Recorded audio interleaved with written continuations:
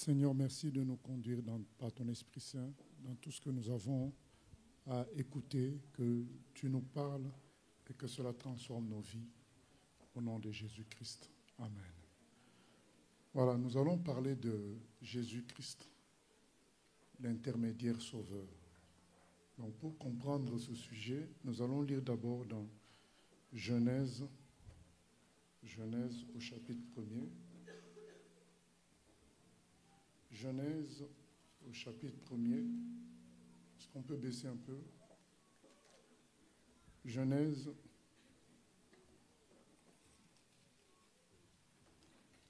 premier chapitre. Non, excusez-moi plutôt, Genèse au 3e chapitre.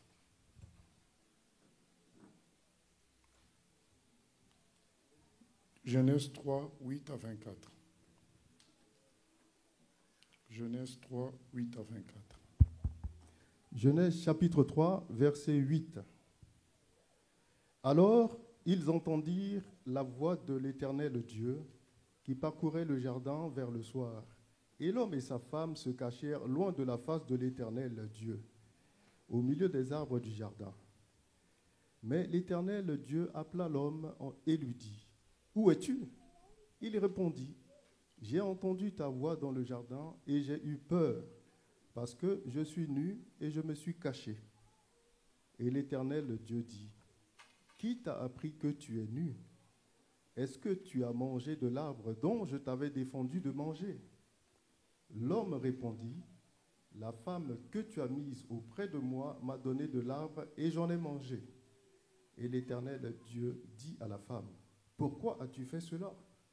La femme répondit, « Le serpent m'a séduite et j'en ai mangé. » L'Éternel Dieu dit au serpent, « Puisque tu as fait cela, tu seras maudit entre tout le bétail et entre tous les animaux des champs. Tu marcheras sur ton ventre et tu mangeras de la poussière tous les jours de ta vie. Je mettrai inimitié entre toi et la femme, entre ta postérité et sa postérité. Celle-ci t'écrasera la tête et tu lui blesseras le talon. » Il dit à la femme, « J'augmenterai la souffrance de tes grossesses. Tu enfanteras avec douleur et tes désirs se porteront vers ton mari, mais il dominera sur toi. » Il dit à l'homme, « Puisque tu as écouté la voix de ta femme et que tu as mangé de l'arbre au sujet duquel je t'avais donné cet ordre, tu n'en mangeras point. Le sol sera maudit à cause de toi. C'est à force de peine que tu en tireras ta nourriture tous les jours de ta vie. Il te produira des épines et des ronces, et tu mangeras de l'herbe des champs. C'est à la sueur de ton visage que tu mangeras du pain, jusqu'à ce que tu retournes dans la terre, d'où tu as été pris, car tu es poussière, et tu retourneras dans la poussière. »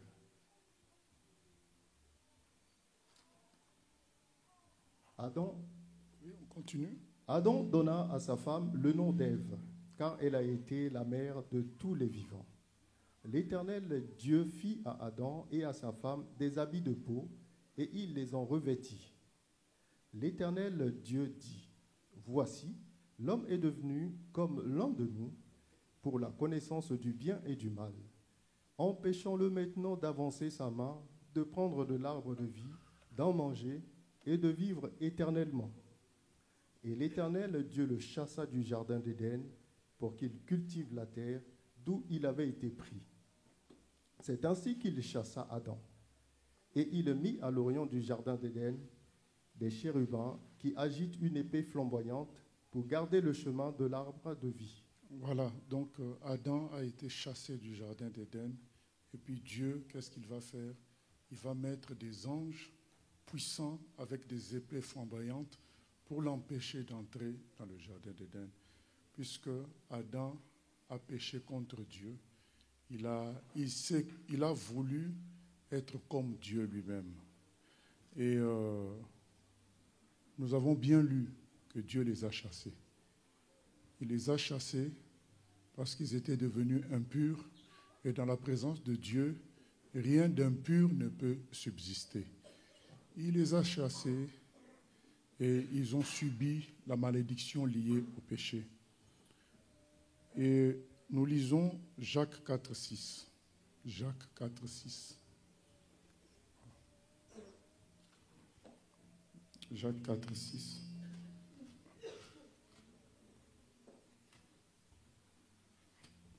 Jacques 4, verset 6. Il accorde au contraire une grâce plus excellente, c'est pourquoi l'Écriture dit « Dieu résiste aux orgueilleux, mais il fait grâce aux humbles. » Dieu résiste aux orgueilleux et il fait grâce aux humbles.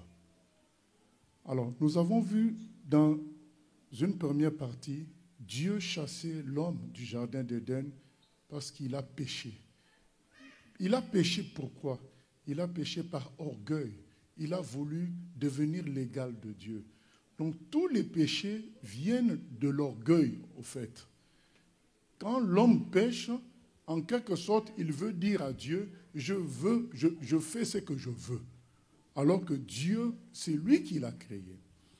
Et dans Jacques 4, 6, ça dit que Dieu résiste aux orgueilleux. Au fait, l'histoire que je veux raconter, l'exhortation que je veux apporter, chaque humain dans le monde entier doit l'entendre.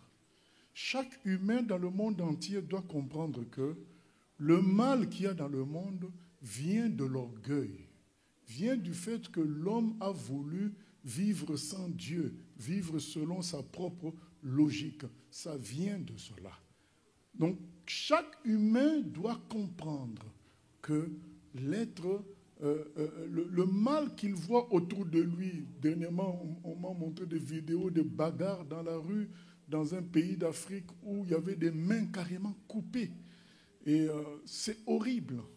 Et tout ça vient en réalité du péché que l'homme lui-même a commis, de vouloir être l'égal de Dieu. De sorte que ce soit le vol, le mensonge, toutes ces choses ont pour origine l'orgueil de l'être humain. C'est ça la réalité. Et deuxièmement, ce qu'il faut savoir, c'est que Dieu n'est pas un commerçant qui cherche des clients.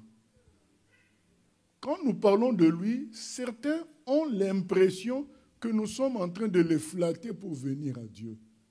Pas du tout. Dieu, c'est le premier à chasser Adam. Ce n'est pas Satan qui a chassé Adam du jardin d'Éden, c'est Dieu lui-même.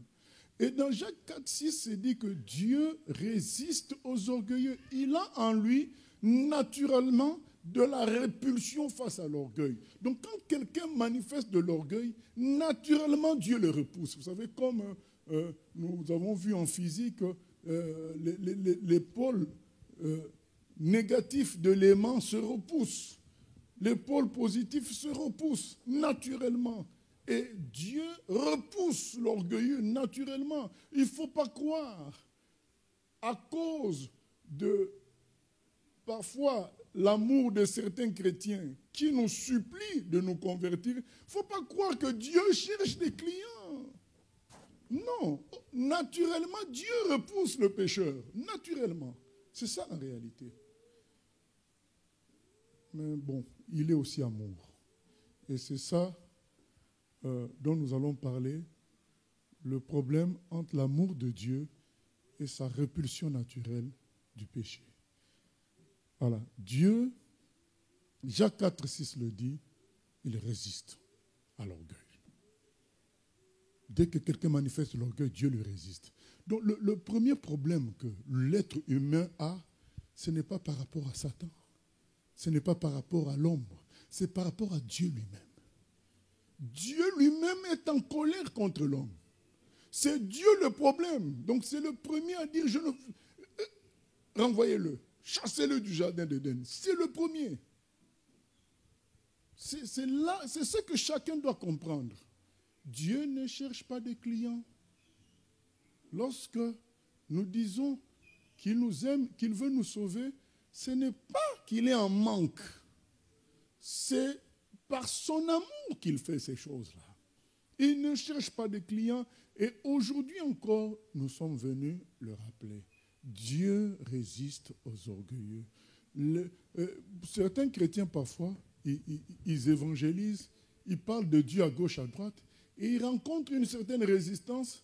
Ils mettent ça que sur la faute du diable. Mais aujourd'hui, il faut comprendre que c'est vrai qu'il y a le diable qui voit les gens pour ne pas constater la grandeur de Dieu, mais il y a aussi la résistance propre à Dieu lui-même. Dieu lui-même résiste à l'homme orgueilleux.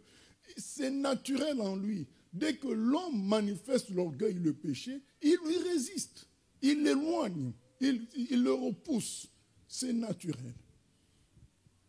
Mais comme nous l'avions dit, le problème c'est que Dieu est aussi amour. En lui, il y a aussi de l'amour pour l'homme. Et du coup, il veut le sauver. Mais comment sauver quelqu'un que naturellement tu repousses? Parce que le péché est incompatible avec Dieu. Ça crée de la répulsion. Comment sauver l'être humain que naturellement lui-même les repousse? Nous allons lire déjà le psaume 130, 1 à 4, pour toujours comprendre ce dossier que nous sommes en train de traiter. Dieu repousse le pécheur, il repousse l'orgueilleux, mais il veut le sauver. Mais comment faire? Psaume 130, verset 1er. Cantique des degrés. Du fond de l'abîme, je t'invoque, ô Éternel. Seigneur, écoute ma voix. Que tes oreilles soient attentives à la voix de mes supplications. Si tu gardais le souvenir des iniquités, Éternel, Seigneur, qui pourrait subsister? Mais le pardon se trouve auprès de toi, afin qu'on te craigne. Amen. Mais le pardon se trouve auprès de toi, afin qu'on te craigne. Il est écrit dans le verset précédent, si tu gardais le souvenir des iniquités, qui pourrait être sauvé? Ça veut dire quoi? C'est que naturellement, quand quelqu'un pêche, il est perdu. Il est repoussé loin de Dieu. Donc il y a quelque chose qui se passe pour que Dieu puisse nous accepter à nouveau. C'est ce dont nous voulons parler aujourd'hui, de Jésus, l'intermédiaire sauveur. Puisque Dieu repousse naturellement tout être humain qui pêche, et que, en même temps, il aime, il faut trouver un moyen pour sauver celui qu'on aime, mais en même temps qu'on repousse. Et le moyen que Dieu a trouvé, c'est un intermédiaire. Un intermédiaire qui, lui ne va pas avoir de problème avec Dieu. Il lui faut un intermédiaire correct. Un intermédiaire qui, lui, n'est pas repoussé. Qui, lui, peut parler avec Dieu sans problème. Pour cela, il faut que cet intermédiaire, lui, n'ait pas de péché. Parce que dès que quelqu'un a le péché, il est repoussé loin de Dieu. Dieu ne peut même pas l'entendre. Donc, il faut un intermédiaire qui, lui, peut se rapprocher de Dieu afin de parler en faveur de ceux qui ne peuvent pas. C'est ça l'histoire de l'humanité. Donc, lorsque nous avons péché, nous avons été repoussés, rejetés par Dieu et en même temps, il a voulu nous sauver. Il a voulu, dès le départ, il est écrit qu'il a planifié quelque chose pour nous sauver, dès le départ. Et cette planification a abouti à ce que ça produise un intermédiaire. Un intermédiaire qui soit sans défaut, sans faute, et lui pouvait alors venir voir Dieu et s'écraser devant lui. Je vous ai dit qu'on a parlé de péché, mais on a dit que le péché venait de l'orgueil. Et Dieu résiste à l'orgueil. Donc, même cet intermédiaire-là, pour faire face à Dieu, il fallait qu'il s'écrase. Sans faute, sans défaut, sans péché, agréable à Dieu, mais humble en même temps. Cet intermédiaire devait se présenter devant Dieu avec humilité, à l'inverse de l'homme qui a voulu faire le grand. C'est ça qui s'est passé lorsque Dieu a cherché un intermédiaire. Eh bien, son fils a dit, me voici. Dans le psaume 40, il dit, fais-moi un corps, je vais venir en homme et je vais être l'intermédiaire. Je vais être celui qui va vivre sans péché. Je vais être celui qui va vivre que de ta volonté. Comme ça, tu pourrais m'entendre si je te parle de mes frères. Il fallait que l'intermédiaire soit aussi un humain, pas un animal, pas un ange. Alors, le Fils de Dieu, qui est Dieu d'éternité en éternité, il est venu en homme pour être l'avocat des humains, l'intermédiaire. Vous savez, dans un tribunal, quand tu amènes un avocat, l'avocat est mieux écouté que toi-même. Puisque l'avocat, lui, il est considéré comme un intermédiaire sans faille, sans faute. Un intermédiaire qui respecte la loi. Et lui, on peut l'écouter. Donc, il y a une garantie sur lui comme quoi il parle correctement, il parle justement, il utilise la loi comme il faut. Et cet avocat-là, ça a été le Fils de Dieu lui-même. Il est venu en intermédiaire pour nous sauver. C'est ça la bonne nouvelle. Bien-aimés, ne nous amusons pas avec la bonne nouvelle. Dieu ne cherche pas de clients. C'est son amour aujourd'hui qui nous parle. Il ne cherche pas à augmenter le nombre de gens qui le suivent. Il est juste dans l'amour. Et cet amour l'a poussé à chercher un intermédiaire. Et dans Ésaïe 59, 16, il est écrit que son fils, le bras de Dieu, lui est venu en aide. Parce qu'il cherchait un intermédiaire. Parce qu'il nous aime, mais il ne peut pas nous sauver parce que naturellement, il nous repousse. Bien-aimés, ne nous méprenons pas là-dessus. Dieu est dans la colère contre le péché, contre l'orgueilleux. Ne nous méprenons pas. Il ne cherche pas à récupérer l'orgueilleux. C'est dans son amour qu'il veut récupérer l'homme. Pas l'orgueilleux, mais l'homme. Dans son amour. Et il sait que sans l'intermédiaire, c'est fini. Est-ce que rendons-nous compte que sans intermédiaire, c'était fini pour nous. Parce que qui allait parler à Dieu, naturellement, il nous repousse à cause du péché. Il a fallu un intermédiaire qui peut s'approcher de lui. Je suis en train de vous faire le résumé du salut. C'est ça le résumé. C'est que tout homme, comme c'est écrit dans Romains 3, 23, tous ont péché et sont privés de la gloire de Dieu. Et impossible à sauver, sauf lorsqu'un intermédiaire vient, un intermédiaire parfait, sans péché, un intermédiaire qui s'écrase devant Dieu. Parce que notre orgueil a offensé Dieu à haut niveau. L'intermédiaire, lui, doit venir supplier Dieu, dire voilà, je sais que tu es Dieu. Nous avons péché. Mes frères ont péché. Mais moi, j'ai été agréable à toi. À cause de moi, sauve aussi mes frères. Il fallait que Jésus se fasse frère de la race humaine, qu'il vienne sous forme d'humain, qu'il se fasse frère de nous pour qu'il puisse dire à Dieu, maintenant que moi j'ai été agréable, j'ai été agréable à ta parole, est-ce que tu peux maintenant sauver mes frères? J'ai payé pour eux.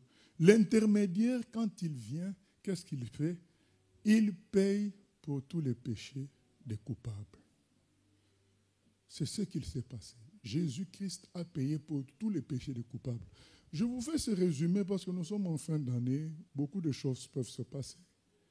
Et une année nouvelle commence. Il faut commencer cette année avec le résumé de l'histoire de l'humanité. C'est ça l'histoire de l'humanité. Nous avons péché. Nous avons été refoulés. Et naturellement, Dieu nous repousse. Mais il est amour. Et dans son amour, il veut nous sauver. Et pour cela, il fallait un d'entre nous qui soit sans péché, qui soit pur, qui soit amour et qui vienne en s'écrasant devant Dieu. Pour que Dieu ne regarde plus à notre orgueil, mais regarde à son humilité, à l'humilité de l'intermédiaire et qu'il nous fasse grâce à cet intermédiaire-là. Vous savez, c'est un discours aussi pour tous ceux qui pensent qu'ils peuvent se sauver eux-mêmes. Personne ne peut se sauver. Parce que, étant pécheur, nous sommes repoussés de Dieu. Lui, il ne peut voir que l'intermédiaire, cet intermédiaire qui est son Fils, qui n'a jamais péché et qui a toujours fait que la volonté de Dieu. Il y a plein de passages dans la Bible dans lesquels Jésus dit « Je ne fais que la volonté de Dieu ». Que sa volonté. Donc c'est un intermédiaire parfait et humble. Je répète, bien-aimé, Dieu ne te cherche pas comme un commerçant cherche un client. C'est juste son amour qui veut te sauver. Parce que naturellement, lui, il te repousse. Si les choses ont été présentées comme si Dieu cherchait des clients, c'est faux, complètement. Dieu, naturellement, il nous repousse. Parce qu'il résiste naturellement à l'orgueilleux. Vous savez, il y a un autre nom que Dieu a, que Dieu porte, c'est l'Éternel des armées. Il est l'Éternel des armées. C'est un guerrier. C'est l'Éternel des armées. Et bien aimé, il est majestueux. Et quand quelqu'un est majestueux, il n'accepte pas que quelqu'un veuille le marcher sur la tête. Voilà. Il est Dieu, il est majestueux, il est glorieux. C'est pourquoi il dit dans Ésaïe 42, 8, il ne donnera sa gloire à personne. Il est Dieu. Et donc quand l'homme s'est présenté pour vouloir le rivaliser, Dieu aussi s'est présenté. C'est ça qu'on appelle résister. Dieu a montré aussi que c'était lui qui était Dieu. Quand Satan a voulu rivaliser avec Dieu, vous lisez ça dans Ésaïe et dans Ézéchiel 28, dans Ésaïe 14 et dans Ézéchiel 28, vous allez voir, quand il a voulu rivaliser avec Dieu, il est écrit que Dieu l'a précipité. Et Dieu nous a précipités, bien-aimés. Dieu est grand. Et il va rabaisser tous ceux qui veulent s'opposer à lui. Il va te rabaisser. Il va te rabaisser et te repousser. Aujourd'hui, si nous parlons de salut, c'est à cause de l'intermédiaire. L'intermédiaire a regardé au cœur de son papa. Il s'est dit, bon, il les repousse, mais il les aime quand même. Qu'est-ce que moi je peux faire comme apport en tant que fils bien-aimé? C'est prendre le corps d'un homme, devenir un humain et être l'intermédiaire. Devenir un humain parfait. Prendre leurs péchés, mourir à la croix pour eux, être condamné à leur place. Et il est écrit dans le livre d'Hébreux qu'après être passé par la croix, il est parti dans le lieu où se trouvait son papa avec son propre sang. Il a dit, voici le sang qui a coulé pour tous les péchés des humains. Il a ramené ce sang-là devant Dieu. Et c'est là que Dieu, son cœur s'est apaisé par rapport à nous et qu'il est disposé à nous sauver à cause de l'intermédiaire. Parce que, je répète encore, naturellement, il ne supporte aucun d'entre nous. Naturellement. Parce que nous avons hérité du péché de notre ancêtre Adam. Nous tous, nous sommes considérés donc, à mettre loin de lui. Mais l'intermédiaire a pris notre nature. Et il peut se présenter devant Dieu comme notre frère. Il dit, c'est mes frères. Le péché que tu leur reproches, j'ai payé pour ça. Voilà mon sang qui a coulé. Est-ce que tu peux les accepter maintenant? Dieu dit, il n'y a pas de problème. C'est pourquoi il est écrit, Dieu a tant aimé le monde qu'il a donné son Fils unique, afin que quiconque croit en lui ne périsse point, mais qu'il ait la vie éternelle. C'est-à-dire que la vie éternelle ne s'obtient pas par des efforts humains. C'est lorsque tu saisis la main du Fils. Le Fils de Dieu qui vient, qui te dit, écoute, vous étiez tous perdus. Moi, j'ai payé pour vous. Il faut maintenant entrer dans mon bateau, entrer en moi, entrer dans une nouvelle vie. Ma vie, qu'elle devienne votre vie. C'est comme ça qu'ensemble, nous pouvons aller auprès du Père, retrouver le paradis que nous avons perdu. C'est ça l'évangile. L'histoire de l'intermédiaire sauveur. Nous allons lire Ésaïe 53. Ésaïe 53, c'est un passage de l'Ancien Testament qui a été écrit 700 ans avant que Jésus vienne. Mais quand nous allons lire ça, vous-même, vous allez comprendre de qui on parle dans ce Ésaïe 53. Ce Ésaïe 53 résume tout ce que je vous ai dit jusqu'à maintenant. Ça explique ce qu'a été l'homme, le rejet de Dieu, mais comment Dieu récupère l'homme. Toute cette explication que je viens de donner se trouve dans Ésaïe 53, 700 ans avant que Jésus ne vienne, pour nous dire, bien-aimés, que notre histoire est bien ficelée. C'est un plan de Dieu depuis longtemps et qu'il a mis en place en Jésus, puisqu'il a annoncé déjà dans Ésaïe 53. Ça nous permettra de comprendre pourquoi il y a le mal dans le monde et comment Dieu nous sauve. Ésaïe 53. Qui a cru à ce qui nous était annoncé? Qui a reconnu le bras de l'Éternel? Il s'est élevé devant lui comme une faible plante, comme un rejeton qui sort d'une terre desséchée. Il n'avait ni beauté ni éclat pour attirer nos regards, et son aspect n'avait rien pour nous plaire. Méprisé et abandonné des hommes, homme de douleur et habitué à la souffrance, semblable à celui dont on détourne le visage. Nous l'avons dédaigné, nous n'avons fait de lui aucun cas. Cependant, ce sont nos souffrances qu'il a portées. C'est de nos douleurs qu'il s'est chargé. Et nous l'avons considéré comme puni, frappé de Dieu et humilié. Mais il était blessé pour nos péchés, brisé pour nos iniquités. Voilà ce qui est écrit. Il est écrit, qui a cru à ça? C'est pourquoi j'explique. Parce que quand les gens entendent dire que Jésus est mort pour nos péchés, Jésus est mort à la croix afin que nous allions au ciel, parfois ce n'est pas très bien compris. C'est pourquoi ça commence par qui a cru en cela. Mais pour comprendre ça, il faut comprendre l'origine des choses. C'est que Dieu, à l'origine, nous a repoussés, nous a rejetés, c'était fini. Plus de contact puisque nous avons le péché en nous. Le péché est produit par l'orgueil. Or, Dieu résiste à l'orgueil naturellement, comme l'épaule d'un aimant se résiste mutuellement, se repousse. Dieu résiste naturellement à l'orgueil. Naturellement.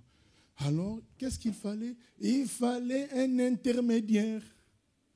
Il faut que l'histoire du salut devienne claire. Et lui, il a pris nos péchés.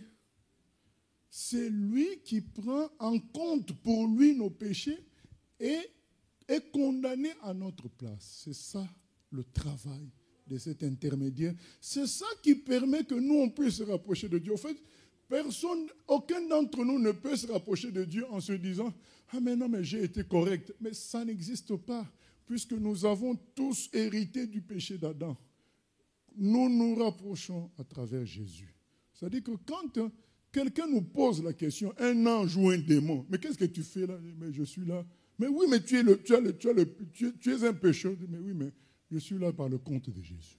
Ah, d'accord. Il se tait. Parce que, comme c'est écrit, méprisé, abandonné, homme de douleur et de souffrance, nous l'avons dédaigné, mais cependant, ce sont nos souffrances qu'il a portées. C'est de nos douleurs qu'il s'est chargé et nous l'avons considéré comme puni de Dieu. Mais il était blessé pour nos péchés. Ce sont nos péchés qui l'ont amené à la croix. C'est ça le travail de l'intermédiaire. Bien-aimé, c'est ça. Vous savez, aujourd'hui, je ne suis pas Dieu pour fuir l'enfer. Il faut qu'on se comprenne. Je ne prêche pas le Seigneur pour aller au paradis. Je prêche le Seigneur parce qu'il m'aime. C'est une question d'amour. Je vais aller où? Vers Satan qui ne cherche qu'à me piéger. Vers le monde. Le monde a utilisé, vous savez, Mohamed Ali était déjà malade. Mais les gens qui ont profité de son argent, ils se sont dit, faisons-lui encore 2 ou 3 combats de plus. Parce que si on arrête maintenant, il savait, le médecin savait qu'il était déjà malade. Enfin, qu'il allait vers une maladie grave. Mais les gens qui, pendant des années, ont profité de son argent, ils ont dit au médecin, oh, ne lui dis pas ça clairement, qu'on fasse encore 2 ou 3 combats pour qu'on gagne de l'argent. Vous voyez comment le monde est méchant. Je ne sers pas Dieu pour gagner quoi que ce soit. Je sers l'intermédiaire. Le frère Paul dit, si lui il a fait ça pour nous, et pourquoi nous on ne ferait pas ça? Nous ne prêchons pas le Seigneur parce que nous voulons agrandir un troupeau quelconque. Non. C'est saisi par un tel amour. Quelqu'un qui n'a rien fait, qui lui, il vient se donner pour moi. Bien-aimés, rappelons-nous, nous n'avions aucun droit de citer devant Dieu. Bien-aimé, tu peux faire l'orgueil lié à ta jeunesse, lié à ta force, à ton intelligence. Mais un jour, la mort annule tout ça. Aujourd'hui même, Pelé est mort. Les Brésiliens disent, mais nous croyons qu'il ne mourrait pas. Mais la mort montre la réalité de l'homme. Et aujourd'hui, bien-aimé, mon appel, ce n'est pas de venir à Dieu parce que tu fuis l'enfer. Viens à Dieu parce que c'est le seul qui t'aime réellement. Parce qu'il n'a pas suivi sa répulsion. Il a utilisé son propre fils pour contourner sa répulsion, pour te sauver. C'est ça, bien-aimé, l'amour de Dieu. L'amour de Dieu est extraordinaire. Nous allons continuer, Ésaïe 53.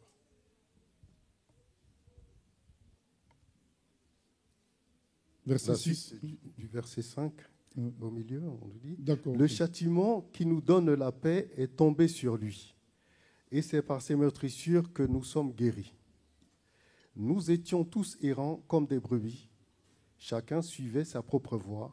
Et l'Éternel a fait retomber sur lui l'iniquité de nous tous. Il a été maltraité et opprimé. Et il n'a point ouvert la bouche. Semblable à un agneau qu'on mène à la boucherie. Voilà. Il n'a point ouvert la bouche. Vous savez, Pilate qui jugeait Jésus, il a dit, mais il n'a rien fait. Il s'attendait à ce que Jésus rebondisse pour dire, effectivement, je n'ai rien fait. Mais même, c'est écrit que Pilate était étonné que Jésus ne dise rien. C'est normal. Lui ne pouvait pas imaginer que ce que Jésus était en train de subir, c'était nos péchés. Donc, Jésus ne pouvait pas faire marche arrière en disant, effectivement, je suis innocent. Oui, il était innocent. Mais spirituellement, il était coupable parce qu'il avait pris nos péchés. Et donc, il ne pouvait pas faire marche arrière. Il connaissait ce qui se passait. Ce qui se passait n'avait rien à voir avec Pilate. Ça avait à voir avec le problème entre Dieu et l'homme. Jésus était là parce qu'il fallait qu'il paye à notre place. Donc, Pilate ne comprenait pas qu'un innocent ne se défende pas. Mais comment il va se défendre? Parce qu'il était coupable en réalité puisqu'il avait pris nos péchés. Bien-aimé, pourquoi devant cet amour, comment rester indifférent? C'est écrit clairement qu'il n'a rien dit. Et effectivement, ce jour-là, il n'a rien dit. Quand vous allez relire à la maison, vous allez voir effectivement que Pilate était étonné parce qu'il lui a posé la question, mais que réponds-tu à toutes ces accusations? Il est écrit, Pilate était fort, il n'avait rien dit, et Pilate était fort étonné de cela. Parce qu'en général, quand quelqu'un est innocent, et que le juge même l'appuie, il va dire, mais oui, effectivement, monsieur le juge, monsieur le président, je suis innocent. Mais Jésus n'a rien dit. Il n'a rien dit. Pourquoi? Parce que s'il disait quelque chose pour se défendre de son innocence, il nous perdait, nous. Il nous perdait, nous. Or, lui, il est venu pour nous. Alors, il s'est tué. Il a laissé faire la colère de Dieu sur lui. Il faut que ça soit clair. Quand Jésus, ce que Jésus subit à la croix, c'est la colère de Dieu. Vous savez, la colère de départ dont j'ai dit qui crée la répulsion. C'est écrit aussi dans Romains chapitre 1er. La colère de Dieu est sur tous les hommes qui cachent la vérité, qui pêchent. Il y a la colère de Dieu. La colère qui a chassé Adam du jardin d'Éden sort d'ici. Mais cette colère-là, Jésus a subi ça à la croix, à notre place. Il ne pouvait pas faire marche arrière. Nous continuons. Au milieu du verset 7, « À une brebis muette devant ceux qui l'attendent. Il n'a point ouvert la bouche. Il a été enlevé par l'angoisse et le châtiment, et parmi ceux de sa génération, qui a cru qu'il était retranché de la terre des vivants et frappé pour les péchés de mon peuple? On a mis son sépulcre parmi les méchants, son tombeau avec le riche, quoiqu'il n'ait point commis de violence et qu'il n'y ait point eu de fraude dans sa bouche. Il a plu à l'Éternel de le briser par la souffrance, après avoir livré sa vie en sacrifice pour le péché, Amen, amen. il verra une postérité et prolongera ses jours. Et l'œuvre de l'Éternel prospérera entre ses mains. C'est écrit, il a plu, verset 10, hein, il a plu à l'Éternel de le briser par la souffrance. Est-ce que c'est le diable? Non. C'est l'Éternel qui le brise, qui brise son propre fils.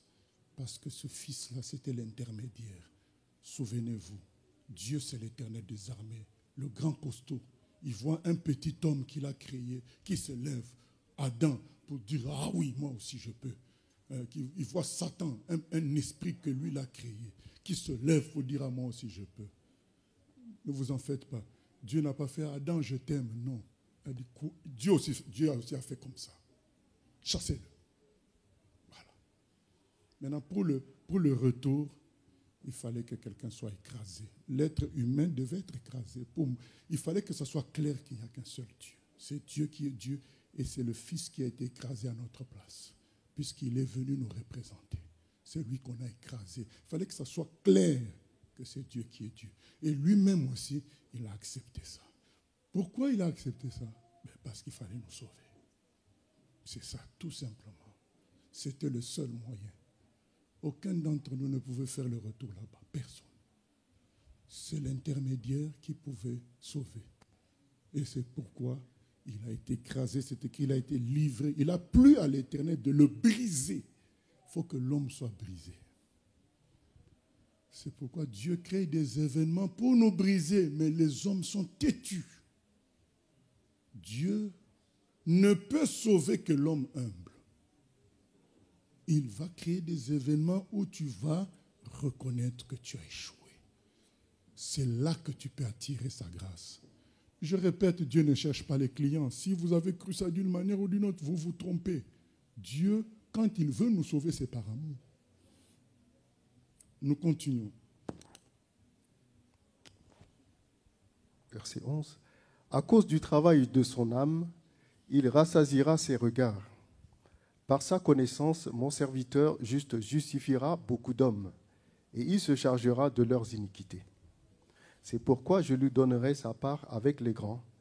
Il partagera le butin avec les puissants, parce qu'il s'est livré lui-même à la mort. Amen. Et qu'il a été mis au nombre des malfaiteurs, parce qu'il a porté les péchés de beaucoup d'hommes et qu'il a intercédé pour les coupables. Voilà.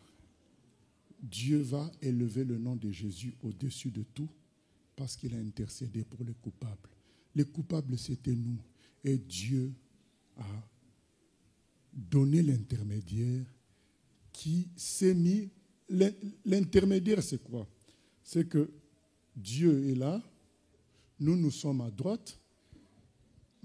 Impossibilité de contact, puisque le péché de nos péchés crée une répulsion avec Dieu.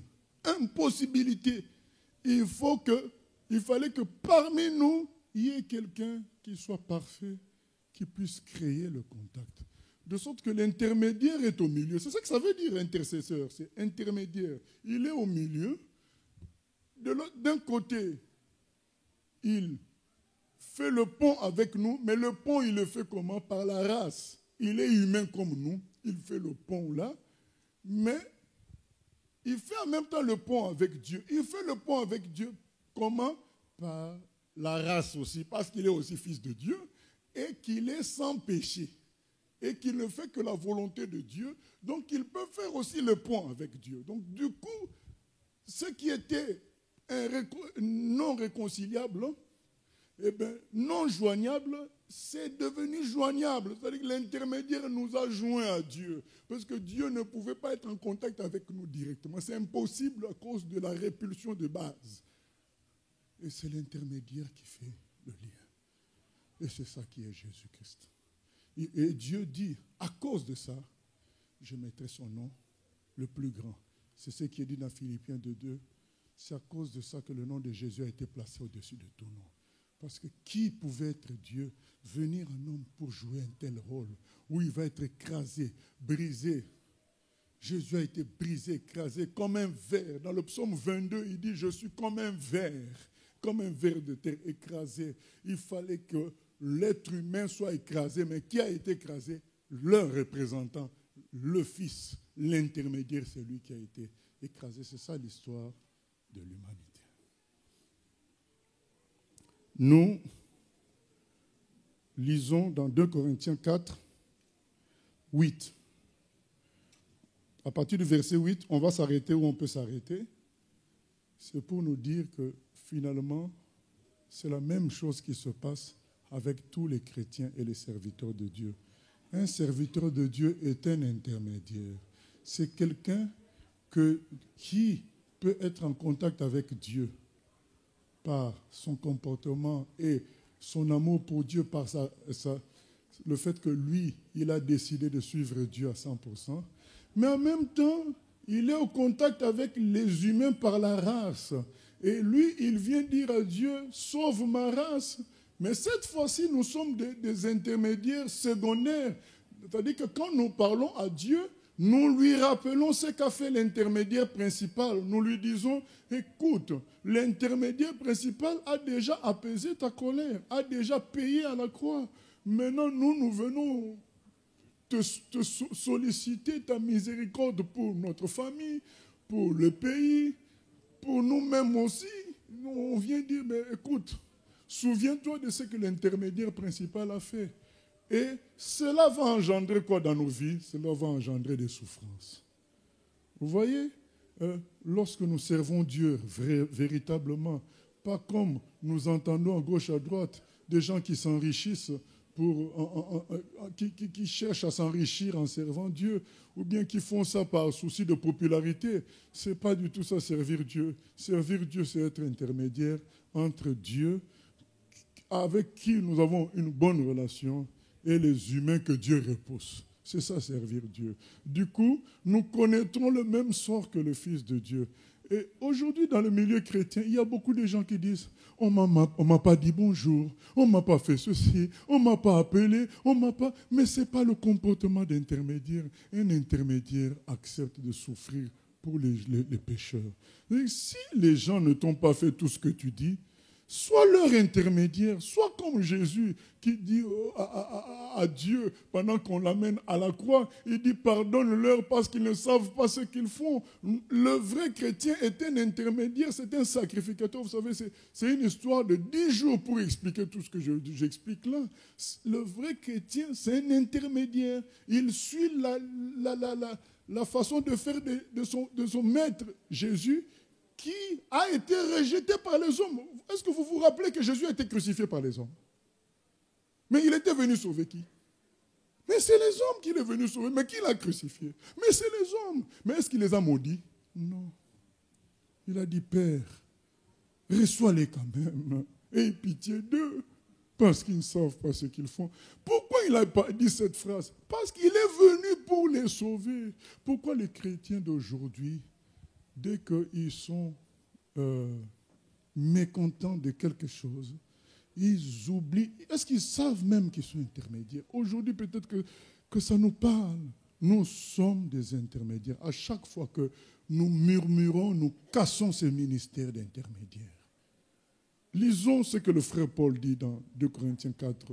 2 Corinthiens 4, 8 à 19. Bon, on va s'arrêter là, on va s'arrêter. Nous sommes pressés de toute manière, mais non réduits à l'extrémité. Dans la détresse, mais non dans le désespoir. Persécutés, mais non abandonnés. Abattus, mais non perdus. Portant toujours avec nous, dans notre corps, la mort de Jésus, afin que la vie de Jésus soit aussi manifestée dans notre corps. Car nous qui vivons, nous sommes sans cesse livrés à la mort à cause de Jésus, afin que la vie de Jésus soit aussi manifestée dans notre chair mortelle. Ainsi, la mort agit en nous et la vie agit en vous. Voilà. La mort agit en qui? En Paul. Et la vie agit en qui? Chez les autres. C'est-à-dire que Paul explique que ce qu'a fait Jésus, tout serviteur de Dieu est dans la répétition de la même chose. Il participe à l'œuvre de mort de Jésus, de sorte que la vie rejaillisse chez qui? chez les coupables, chez ceux que lui il porte dans son cœur. Si tu portes les Français, Dieu t'amènera dans ton cœur, Dieu t'amènera dans un chemin où tu vas livrer ta vie pour eux. Les histoires de succès là en prêchant, c'est des escroqueries. Ce n'est pas la vraie foi, ce n'est pas le vrai christianisme. Le vrai christianisme, c'est donner sa vie pour les autres. Jésus a dit dans Jean 15, il n'y a pas de plus grand amour que de donner sa vie pour les autres. Les histoires de j'ai raison, des polémiques sans fin, c'est zéro. La vie chrétienne, c'est une question de bonté, d'amour, d'une personne qui se livre pour d'autres. Et cette scène-là va se répéter. Paul dit ceci, quand Jésus est mort, lui, il a reçu la vie. Maintenant, la même mort de Jésus est en train d'agir en lui pour que d'autres reçoivent la vie. Est-ce qu'on a compris? Le travail de l'intermédiaire, c'est celui-là. C'est le système par lequel Dieu sauve le coupable. Puisque entre Dieu et le coupable, il y a une possibilité de contact. Il faut l'intermédiaire. Et il y a eu un intermédiaire principal qui a fait ce qu'il fallait. Maintenant, les intermédiaires secondaires sont là pour rappeler ce que l'intermédiaire principal a fait. Il dit, ce que Jésus a fait, eh bien moi j'en ai profité, Paul. Maintenant que moi j'ai ceci, cela, je vais moi aussi à mon tour me livrer pour que d'autres puissent recevoir la vie. L'intermédiaire. Nous sommes tous appelés à devenir intermédiaires après avoir bénéficié du travail de l'intermédiaire principal. C'est ce que le frère Paul explique. Et il dit, la mort agit en nous, mais la vie, ça revient sur vous. Donc ça veut dire quoi? Quand Paul, lui, il va marcher toute sa vie pour prêcher à gauche, à droite, il est comme mort. Pendant que les autres sont en train de s'amuser, de fêter, de jouer à des jeux, lui, il est en train de prier, de jeûner, d'aller à gauche, à droite, d'annoncer l'évangile. Il ne s'est même pas marié pour qu'il puisse annoncer l'évangile. Mais il est comme mort, mais cette mort va produire la vie. Il va y avoir des conversions, des transformations de vie. C'est cela à quoi est appelé l'enfant de Dieu. Pas seulement celui qui a un titre, mais tout enfant de Dieu est appelé à vivre ainsi dans sa maison, dans son quartier, dans sa ville, dans son pays, dans le monde entier. L'enfant de Dieu est un exemplaire de Jésus. Il suit la même chose. Nous allons clôturer avec Exode 32, 7 à 14. Pour nous montrer que ce principe, il est très fort dans la Bible. Il est inscrit depuis longtemps, Jésus n'est que le couronnement, mais le principe est là depuis longtemps. Exode 32. Dans Exode 32, nous allons lire où Dieu dit, écoute Moïse, ces gens-là sont des mauvais, en parlant du peuple d'Israël. Je les détruis. Parce qu'ils se sont opposés à moi. Vous savez, pendant que Moïse est à la montagne, ils ont fait un veau d'or.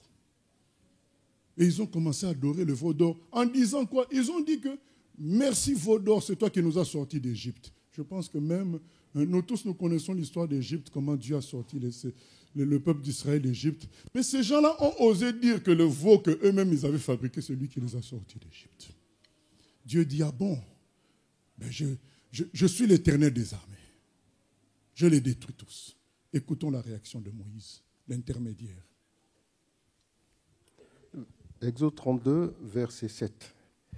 L'Éternel dit à Moïse, « Va, descends, car ton peuple que tu as fait sortir du pays d'Égypte s'est corrompu. Ils se sont promptement égarés de la voie que je leur avais prescrite. Ils se sont fait un veau en métal fondu. Ils se sont prosternés devant lui et ils lui ont offert des sacrifices. Et ils ont dit, « Israël, voici ton Dieu qui t'a fait sortir du pays d'Égypte. » L'Éternel dit à Moïse, « Je vois que ce peuple est un peuple au cou raide. Maintenant, laisse-moi, ma colère va s'enflammer contre eux, et je les consumerai, mais je ferai de toi une grande nation. » Moïse implora l'Éternel, son Dieu, et dit, « Pourquoi, ô Éternel, ta colère s'enflammera-t-elle contre ton peuple, que tu as fait sortir du pays d'Égypte par une grande puissance et par une main forte. Pourquoi les Égyptiens diraient-ils ? C'est pour leur malheur qu'il les a fait sortir, c'est pour les tuer dans les montagnes et pour les exterminer de dessus la terre. Reviens de l'ardeur de ta colère et repens-toi du mal que tu veux faire à ton peuple. Amen, amen. Souviens-toi d'Abraham, d'Isaac et d'Israël, tes serviteurs, auxquels tu as dit, en jurant par toi-même, je multiplierai votre postérité comme les étoiles du ciel. Je donnerai à vos descendants tout ce pays dont j'ai parlé, et ils le posséderont à jamais. Amen. Et l'Éternel se repentit du mal qu'il avait déclaré vouloir faire à son peuple. Voilà, bien-aimé. Dieu dit à Moïse, c'est bon là, ils ont exagéré, je les détruis. Et à partir de toi, je commence une nouvelle humanité. Moïse dit non, tu m'as placé comme intermédiaire au milieu de ce peuple. Vous voyez que Moïse est avantagé. Il est avantagé, on lui dit, écoute, on détruit tout le monde, il ne restera que toi. À partir de toi, je crée une nouvelle humanité. Moïse dit non. Non, parce que toi, tu l'as déclaré que c'est ton peuple. Vous savez, nous avons plus de faveurs, plus d'arguments que Moïse. Moïse n'avait que pour seul argument la promesse de Dieu à Abraham et Isaac et Jacob. Mais nous avons mieux. Nous avons l'œuvre accomplie par Jésus-Christ à la croix. Pour dire à Dieu, mais non, tu ne vas pas laisser mon fils aller en enfer. Tu ne vas pas laisser un tel aller en enfer, puisque Jésus a payé pour ses péchés à la croix.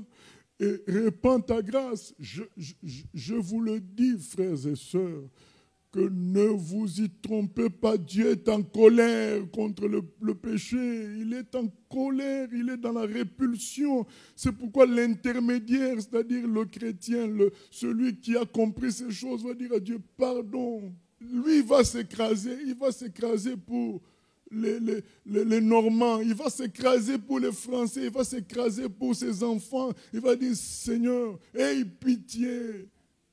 Ce n'est pas comme certains, les gens, ils pensent que l'évangile, c'est-à-dire que c'est un club qui les attire. Et ils prennent leur temps. Bien-aimé, personne ne connaît son avenir. Il ne faut pas prendre son temps. Dieu est en colère, c'est une réalité. C'est ce qui... Vous l'avez entendu dire, hein, je les détruis tous. Est-ce que c'est moi qui l'ai dit? Je les détruis tous. C'est Moïse qui dit,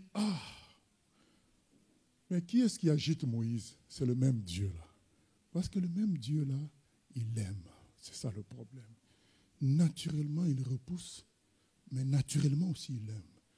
L'équation est résolue comment? Par l'intermédiaire. C'est l'intermédiaire qui permet maintenant à l'amour de Dieu de prendre en quelque sorte une forme de dessus sur sa colère. C'est l'intermédiaire. Puisque l'intermédiaire comprend Dieu. Il comprend que Dieu est en colère, qu'il ne blague pas. Mais le coupable, il croit que c'est de l'amusement tout ce que nous disons. Mais l'intermédiaire a rencontré Dieu, il sait de quoi il s'agit. Et il dit pardon, rappelle-toi d'Abraham, d'Isaac. L'intermédiaire n'est pas là pour condamner les autres, il est là pour sauver les autres. Alors, je clôture en disant, pourquoi, devant un tel amour, tu continues une vie loin de Dieu? Qu'est-ce que Dieu doit faire de plus? Il a donné son Fils pour toi. Qu'est-ce que tu veux qu'il fasse de plus? Au fait, il n'était même pas obligé de le faire. C'est ce qu'il vient de dire à Moïse. Je vais les détruire. Comme nous, on détruit le reste. On prend les restes, on met dans la poubelle. Les restes de nourriture, les emballages, on met dans la poubelle. Dieu pouvait nous considérer ainsi, nous détruire et faire autre chose. Mais l'intermédiaire dit stop. Mais comment l'intermédiaire peut dire stop? Parce que l'intermédiaire a déjà connu Dieu. Il est de Dieu. Il comprend les choses. Il nous voit comme des animaux qui ne comprennent rien. Il a pitié. Il dit stop. Ils sont comme des animaux. Que ta grâce et ta miséricorde leur ouvrent les yeux, qu'ils comprennent les choses. Bien-aimés, la mort des gens qui nous précèdent doit nous ouvrir les yeux. Le sort de beaucoup de puissants doit nous ouvrir les yeux. C'est que le jugement de Dieu sera implacable. Vous savez, dans ce monde, aux États-Unis, il y a un service qu'on appelle les marshals. Ils poursuivent tout celui qui s'évade. Donc, vous voyez, un service qui est dédié à poursuivre les évadés. Si une justice humaine peut poursuivre quelqu'un pendant 20 ans, 15 ans, mais à combien plus forte raison la justice divine sera implacable? Mais en même temps, ce Dieu-là est amour et pour résoudre le problème, il a placé un intermédiaire. C'est Jésus, l'intermédiaire sauveur. Voilà. Si tu es chrétien, voilà la ligne à suivre. Si tu ne t'es pas encore engagé, nous ne cherchons pas de clients, mais j'ai présenté les choses et je pose la question à tous ceux qui veulent s'engager avec Jésus. Si tu es là, tu veux t'engager avec lui, tu ne veux pas passer à côté de son amour, tu ne veux pas non plus passer à côté du ciel, parce que son amour, c'est pour nous amener au ciel. Tu ne veux pas passer à côté de Dieu. Avant, tu ne comprenais pas, mais peut-être qu'aujourd'hui, tu as compris. Jésus veut aussi t'accueillir aujourd'hui. Quand il est entré chez Zachée, Zachée a compris. Zachée, c'était un malfrat, un voleur. Quelqu'un qui exploitait le peuple. Mais quand Jésus est entré dans sa maison, il a vu clair. Il a dit, Jésus, à partir d'aujourd'hui, je rends tout ce que j'ai volé aux gens et la moitié de mes biens, je donne aux pauvres. Il a compris que celui-ci, c'était l'intermédiaire. Parce que vous savez, il y a des gens qui sont mauvais et ils continuent dans le mal parce qu'ils pensent qu'il n'y a pas de solution. Si, il y a une solution. C'est l'intermédiaire. Jésus, non seulement il est l'intermédiaire, mais il est le transformateur. Il nous transforme à son image, de sorte que nous aussi nous devenons intermédiaires. C'est ce qui explique que nous soyons là. Vous savez, bien-aimés, est-ce que vous connaissez les gens qui nous connaissaient avant? Ils ne vous diront pas que nous sommes ce que nous sommes aujourd'hui, mais c'est Jésus qui transforme. Et il peut le faire avec toi. Beaucoup n'y croient pas qu'ils peuvent être transformés. Si tu peux être transformé, tu n'es pas plus mauvais que moi, que beaucoup d'autres qui ont accepté Jésus-Christ. Alors je viens te dire, aujourd'hui, si tu es là et que tu veux t'engager à Jésus, tu lèves la main où tu es. Nous allons faire la prière. Et l'Esprit Saint, comme nous avons chanté tout à l'heure, l'Esprit Saint est là. Il va entrer dans ta vie et tu vas devenir un enfant de Dieu. Vous savez, je vais clôturer avec ce verset dans Hébreux 10, 29. Hébreux 10, 29. Si l'ancien trouve avant, moi, il lit. Si je trouve avant, je lis. Hébreux 10, 29, c'est écrit. De quel pire châtiment pensez-vous que sera jugé digne celui qui aura foulé aux pieds le Fils de Dieu, qui aura tenu pour profane le sang de l'alliance par lequel il a été sanctifié, qui aura outragé l'esprit de la grâce? Quel jugement attend ceux qui vont négliger le travail accompli par l'intermédiaire? Quel jugement! Puisque Dieu va leur dire, vous avez déjà péché? Je pouvais vous détruire, je ne l'ai pas fait. Et je vous ai suscité un intermédiaire pour le salut et vous avez encore résisté. Quel châtiment attend les gens? Je ne veux pas faire peur, je dis la vérité. C'est pourquoi je réitère encore, nous allons clôturer. Si quelqu'un veut s'engager avec Jésus, il lève la main, nous prions. Voilà. Et le Seigneur sera glorifié, il y aura de la joie auprès des anges. Voilà. S'il n'y a personne, nous allons quand même prier au nom de Jésus-Christ. Seigneur, nous te bénissons pour ta parole qui nous a rappelé l'œuvre accomplie par l'intermédiaire sauveur, Jésus, notre intercesseur, notre médiateur. Nous prions que cela produise une conversion totale dans les cœurs aujourd'hui. Seigneur, je prie que s'il y a des personnes qui ont dans leur cœur dit qu'ils s'engageaient, mais qui ont peut-être eu honte, Seigneur. Que tu les reçoives dans tes parvis éternels et que, Seigneur, ton Esprit Saint les conduise plus loin avec toi. Merci, Seigneur, de te manifester dans ta gloire et dans ta puissance. Que le nombre de sauvés ce soir augmente et qu'il y ait de la joie dans le ciel. À toi la gloire, la louange au siècle des siècles. Amen. Que Dieu nous bénisse. Voilà, les gens qui n'ont pas pu lever la main, vous pouvez toujours me voir à la fin et que Dieu vous bénisse.